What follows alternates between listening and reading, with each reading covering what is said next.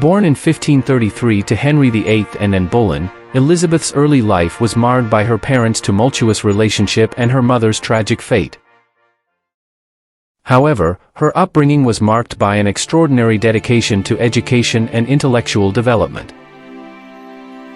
Her father, Henry VIII, recognized her exceptional intelligence at a young age, and her early education was under the care of Lady Champernoun, a highly accomplished woman. During this era, it was customary to educate young women in the classics, a practice that Elizabeth embraced with vigor. Elizabeth's first classical tutor, Mr. William Grindal, guided her through the intricacies of Latin, and her rapid progress in this language was evident. Elizabeth's linguistic talents extended beyond Latin, encompassing modern languages as well. By the age of 11, she had already translated French verse into English prose, an example of her literary prowess. She even translated prayers and meditations from English into Latin, French, and Italian, displaying her remarkable linguistic skills. She also translated the Meditations of Margaret, Queen of Navarre, showing her dedication to literature. Mr. Ascombe, one of her mentors, recognized her Latin and Greek proficiency and suggested that she had the potential to excel even further in her studies. In 1548, Elizabeth experienced a significant setback when her tutor, Mr. Grindal, succumbed to the plague. However, her thirst for knowledge continued unabated.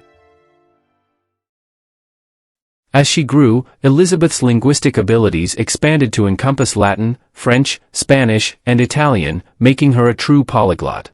She was also an adept musician, both as a singer and instrumentalist.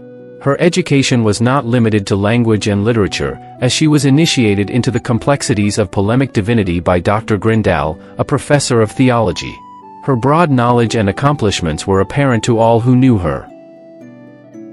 Following the death of her father, Elizabeth's young brother, King Edward, wholeheartedly supported her education and literary pursuits. Under her brother's reign, she enjoyed a period of relative tranquility and scholarly growth. Her access to resources and mentors such as Roger Ascombe, who taught her Greek and the nuances of Athenian culture, enabled her to deepen her intellectual acumen. By the time of her brother's reign, Elizabeth was not only well-versed in various languages but also proficient in music and classical literature.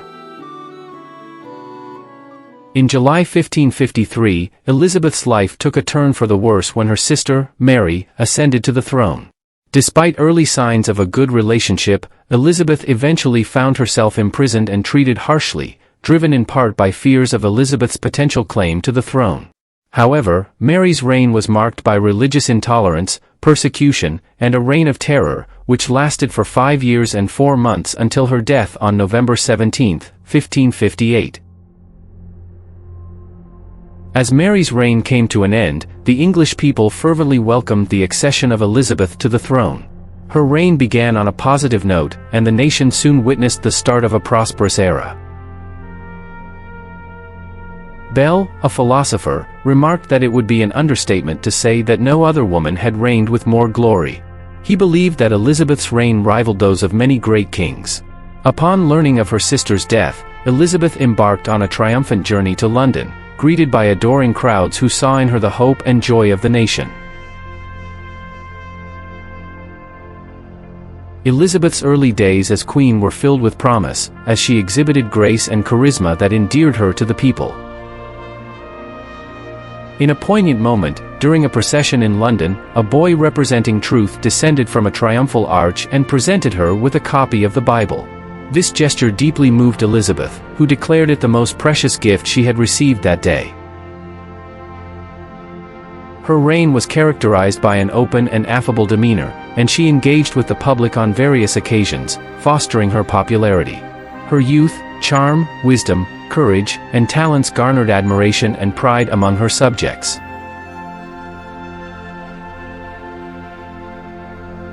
As her reign continued, Elizabeth's capacity for governance became apparent. She demonstrated a rare combination of intellect, sagacity, prudence, vigilance, and adaptability. Her ability to control her emotions and think rationally enabled her to influence her subjects profoundly. She exhibited bravery in times of conflict and a desire for peace and stability. Her frugality was not driven by greed but by a commitment to maintaining her independence. In her interactions with her ministers, Elizabeth's consistency and unwavering support highlighted her strength of character. She did not allow herself to be ruled by favorites, which demonstrated her firmness as a leader. Although she was not without flaws, her leadership was remarkable and helped England achieve a period of prosperity and stability. Elizabeth's reign was not without its challenges, particularly in the religious and political spheres. She managed to navigate these hurdles with remarkable success, outwitting formidable adversaries at home and abroad. England's dignity remained unscathed, and her people prospered under her rule. As a woman in a male-dominated world, Elizabeth had to overcome significant obstacles. Her reign was marked by religious conflicts, political intrigues, and international rivalries. She managed to maintain her authority and secure her place in history, even as a female ruler in a predominantly patriarchal society.